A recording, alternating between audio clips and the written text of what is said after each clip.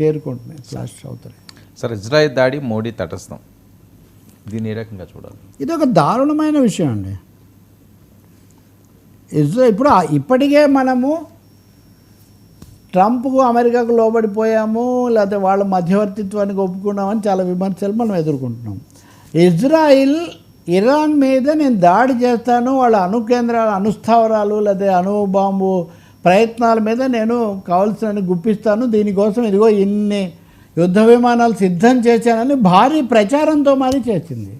చేసినా ఆపడానికి మటుకు ఎటువంటి ప్రయత్నం జరగలేదు. వాళ్ళు దాడి కూడా చేశారు, 100 మంది చనిపోయారు, అనేక విధ్వంసాలు కూడా జరిగాయి. అసలు ఒక దేశం ఇజ్రాయిల్ ఇప్పటికే గాజా మీద చేస్తుంది, గాజాలో ఘోరమైన మారణకాండ జరుగుతుంది. చాలా విషయాలు మాట్లాడేవాళ్ళు, టెర్రరిజం అనేవాళ్ళు ఇజ్రాయెల్ చేస్తున్న దీని గురించి ఏమీ చర్చించడం లేదు. దాని గురించి చర్చించకుండా IAEA, international atomic energy agency, దాంట్లో చర్చ పెట్టారు. ఇరాన్ దగ్గర అణ్వాయుధాలు ఉన్నాయి కాబట్టి ఇరాన్ అదుపు చేయాలని. ఇదివరకు ఇదే పేరుతో మీరు ఇరాక్ను నాశనం చేశారు, ఇదే పేరుతో ఇండియా మీద కూడా మీరు ఆంక్షలు పెట్టారు. ఉంటే దానికి సంబంధించి అంతర్జాతీయ సమాజం చూస్తుంది. కానీ ఇజ్రాయెల్కి ఏమి అధికారం ఉందండి? అక్కడ అణ్వస్త్రాలు ఉన్నాయి కాబట్టి వాటిని నేను ధ్వంసం చేస్తాను, ఉంటే వాటిని ధ్వంసం చేస్తే రేడియేషన్ లీక్ అవ్వదా? ఇదేమి రహస్యంగా చేయలేదు, వాళ్ళు బహిరంగంగా ప్రకటించి మరీ చేశారు. ట్రంప్ కూడా ప్రకటించాడు ఏమని అంటే, మమ్మల్ని అడిగారు, మేము వద్దన్నాము, నేనేదో చర్చల ద్వారా దారికి తెస్తానని చెప్పాను, అయినా వాళ్ళు వినేటట్టుగా లేరు. అంటే ఇంతగా బరి తెగించి బాహాటంగా ప్రపంచ శాంతికి భగ్నం చేస్తుంటే ఇజ్రాయెల్ను ఖండించడానికి భారతదేశం సిద్ధం కాబోవడం నిజంగా చాలా దారుణమైన విషయం. షాంఘై ఇనిషియేటివ్ అని ఒకటి ఉంది, అందులో వర్ధమాన దేశాలు చైనా, రష్యాతో సహా మనం ఉన్నాము. షాంఘై ఇనిషియేటివ్ ఒక ప్రకటన చేసింది, ఇజ్రాయెల్ దాడి దారుణమైంది, ఈ దాడి మంచిది కాదు, వెంటనే ఆపి శాంతి కోసం ప్రయత్నించాలి అని. భారతదేశం కూడా దానికి ఉంది.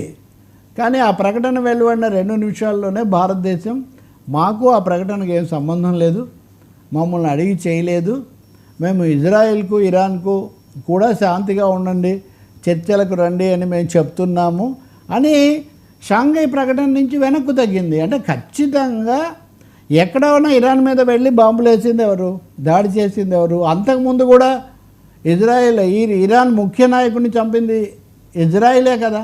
కాబట్టి ఇజ్రాయిల్ దుందుడుకుతనం ఇంత స్పష్టంగా కనిపిస్తుంటే ట్రంప్ ఒకవైపున దాన్ని ఒప్పుకుంటూనే ఇంకొక మాట కూడా చెప్పాడు ఆయన. ఇవన్నీ ట్రంప్ చెప్పినవే. అసలు ఇరాన్ వాళ్ళ మత నాయకుడు ఖొమైనీని చంపుతాము అని ఇజ్రాయెల్ పథకం చేసింది, నేనే ఆపాను. అది ఏంటి సార్? ప్రపంచ దేశాల నాయకులను, వాళ్ళ అధ్యక్షులను, వాళ్ళ అధినేతలను, ఎవరైతే ఎవడి మతం వాడిది, ఎవడి వ్యూహం వాడిది చంపుతామని మీరు ప్రకటించేసి, ఇదేమైనా ప్రపంచానికి ఏమీ ఒక అడవే? ప్రపంచం ఏమైనా కారడవి లాంటిదా? మీరు వాళ్ళు ప్రకటించారని చెప్తున్నారు. ఇంత జరిగినా కానీ ఇంత పెద్ద దేశం లాంటి భారతదేశం శాంతికాముఖ దేశం, అలీన దేశంగా పేరు పొందింది ఒకప్పుడు.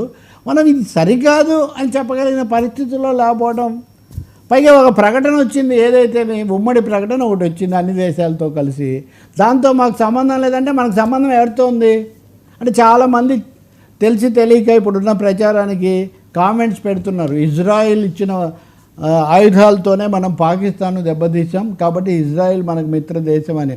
ఎట్టి పరిస్థితులు మనకు మిత్ర దేశాలు 2 అండి, ఇజ్రాయిల్, ఆఫ్ఘనిస్తాన్. ఇవి 2 ఎటువంటివి అంటే దుందుడుకుతనానికి తాలిబాన్లను తిట్టిపోయిన రోజు లేదు కదా ఒకప్పుడు. తాలిబాన్లు మనకు మిత్రులు ఎట్లా అయ్యారండి? కాబట్టి మనకు వైపున జియోనిస్టులు అంటే యూదు దురహంకారం, ఇంకోవైపున ఇట్లాంటి ఇస్లామిక్ ఛాందసం ఉన్న ఇద్దరిని మిత్రులుగా చేసుకొని మనం శాంతిని సాధిస్తామండి. కాబట్టి భారతదేశము, ప్రధానమంత్రి మోదీ గారు, విశ్వగురు చాలా ఇది అంటున్న వాళ్ళం, ఇజ్రాయిల్ను ముందు ఖండించండి, ఇరాన్ను కూడా ఖండించండి. ఇరాన్ ఏం చెప్తుంది? నా దేశం మీదకి వచ్చి దాడి చేశారు కాబట్టి మేము దాడి చేస్తాము అంటున్నారు. పైగా ఈ ఉగ్రవాద సమస్య ఎక్కడి నుంచి పుట్టింది, అది పెద్ద చరిత్ర మళ్ళీ. కాబట్టి ఇజ్రాయిల్ విషయంలో భారతదేశం వెనక్కు తగ్గడం అన్నది అంతర్జాతీయంగా మన ప్రతిష్టకు చాలా పెద్ద విఘాతం కలిగించే విషయం. ఇలా ప్రతిసారి మనం వెనక్కి వచ్చేస్తుంటే, ట్రంప్ ఏమో నేను చూసుకుంటాను, నేను చెప్తానని చెప్తుంటే, రేపు పొద్దున మనకు తోడు ఎవరు వస్తారు అన్నది కూడా పెద్ద సమస్య. ఎవరు తోడు రాలేదు. పాకిస్తాన్కు తోడొచ్చి దానికి IMF అప్పు, ప్రపంచ బ్యాంక్ అప్పు ఇప్పించారు, కానీ భారతదేశంతో పాటు ఇంతవరకు ప్రపంచంలో తోడుగా నిలబడిన వాళ్ళు ఎవరు లేరు. కాబట్టి ఇజ్రాయిల్ ఇరాన్ యుద్ధం అనే దాంట్లో తటస్థంగా ఉండడానికి అవకాశమే లేదు. ఓకే. తటస్థం అనే పేరుతో మనం ఇజ్రాయెల్కే పరోక్షంగా మద్దతు ఇస్తున్నాం అనేది చాలా స్పష్టమవుతుంది. ఇది ఏమాత్రం మన సాంప్రదాయాలకు విరుద్ధం. సార్ ఏంటి విమాన ప్రమాదంపై ఫేక్ వీడియోలు